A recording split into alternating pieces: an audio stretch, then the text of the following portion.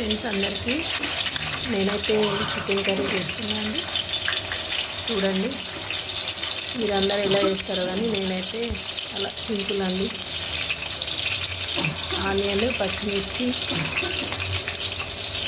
వేసేసి అవి గోలిన తర్వాత వేగాక అర్థము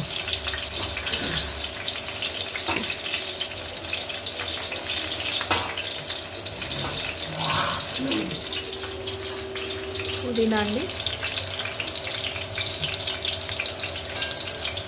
ఇక ఫ్రై అయితేనే బాగుంటుంది కదండి పుదీనా, అందుకే పుదీనా వేస్తున్నాను.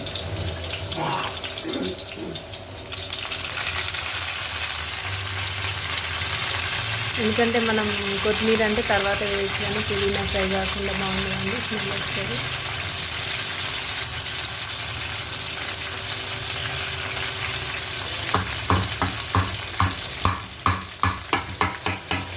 కలిపి పెట్టుకున్నానండి చికెన్ అనేది అన్నీ వేసి కలిపి పెట్టాను.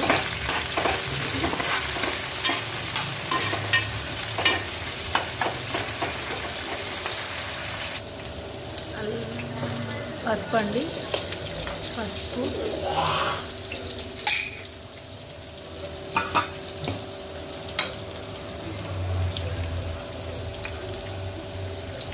అల్లం వెల్లుల్లి పేస్ట్ అండి,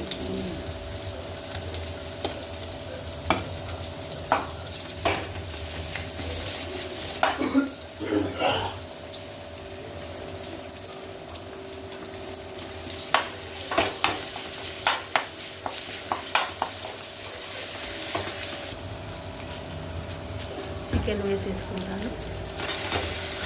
చూడండి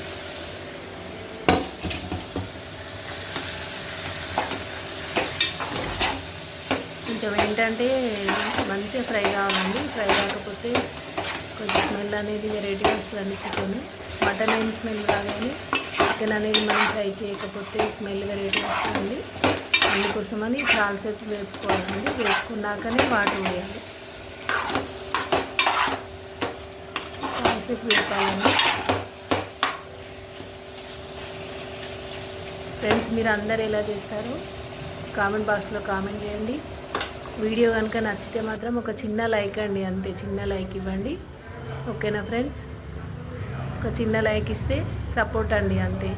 బాయ్ అండి. అందులోకి పచ్చి పులుసు అండి, చికెన్లోకి చికెన్ పులుసు సూపర్ ఉంటుందండి. బాయ్.